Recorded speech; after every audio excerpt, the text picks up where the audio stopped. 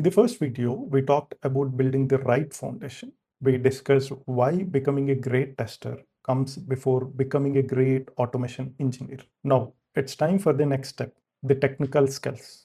And this is where most people get confused. Some people say start with Selenium.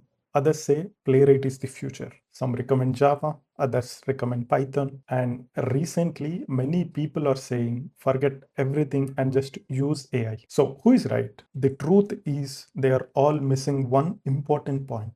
The tool isn't the first thing you should learn, there is a sequence. If you follow that sequence, learning automation becomes much easier. But if you skip the basics, every new topic will feel difficult.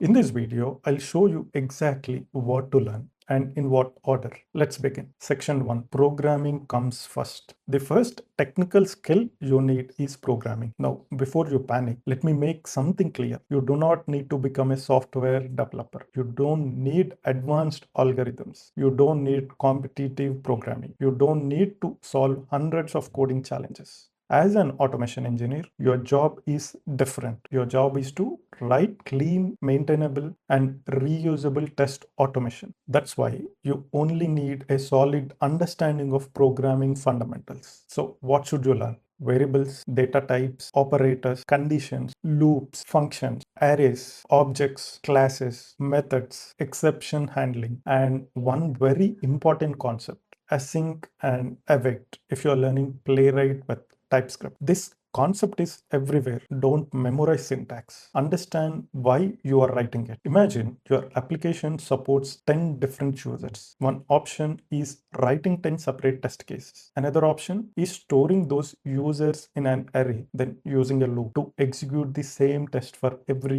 user. Less code, less maintenance, better automation. That's why programming matters. Interview tip. Interviewers rarely ask, can you write the longest program? Instead, they ask, how would you solve this problem? They are testing your logic, not your memory. Which language should you learn? The next question is Java or TypeScript. If your current company uses Java, learn Java. It makes sense. You will use it immediately. But if you are starting from scratch, I recommend TypeScript. Why? Because Playwright was designed around it. The documentation is excellent. The ecosystem is modern, and many companies adopting Playwright and using TypeScript. And here is the important part. Don't spend months deciding between languages. Choose one, learn it well, because once you understand programming, switching languages becomes much easier. Programming concepts stay the same, only the syntax changes. Learn Git and GitHub. Now, let's talk about Git. Imagine you have spent 2 weeks building automation. Your laptop crashes, everything disappears. That's painful. Git solves that problem. It tracks every change in your project. GitHub stores your code safely, and it allows your entire team to work together. You don't need to master Git overnight.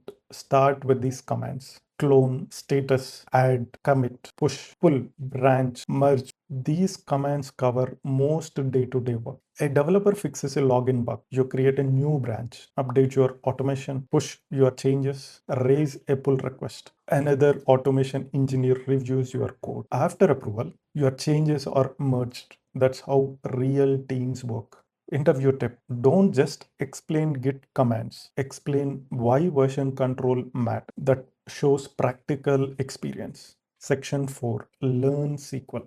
Many manual testers avoid SQL. They think I'm not a database engineer. But SQL is one of the most useful skills. For any QA engineer, imagine you create a new customer. The application displays customer created successfully. Can you trust only the UI? No. You should verify the database. Did the record actually get created? Did the correct values get saved? That's where SQL helps. Learn the basics like select, where, order by, group by, inner join, left join. That's enough for most testing scenarios. Suppose a customer places an order. The UI says order successful. Now you run a query. You confirm the order exists. The payment status is correct. The shipping address is correct. Now you have validated both the front end and the back end. That's real testing. Learn API testing. Before automating the UI, learn API testing. Why?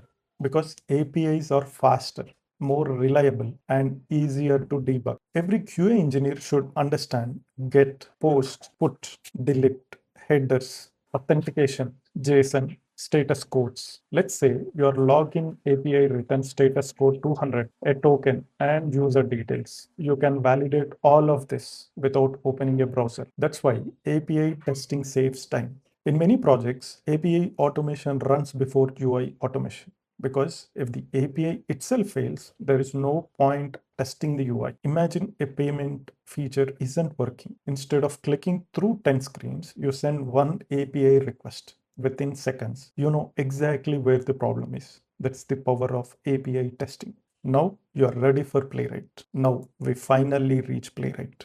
Notice something, we didn't start here, we reached here. After learning programming, Git, SQL, and API testing. Now, when you see Playwright code, it actually makes sense. You understand variables, functions, objects, async and await, methods, everything connects together.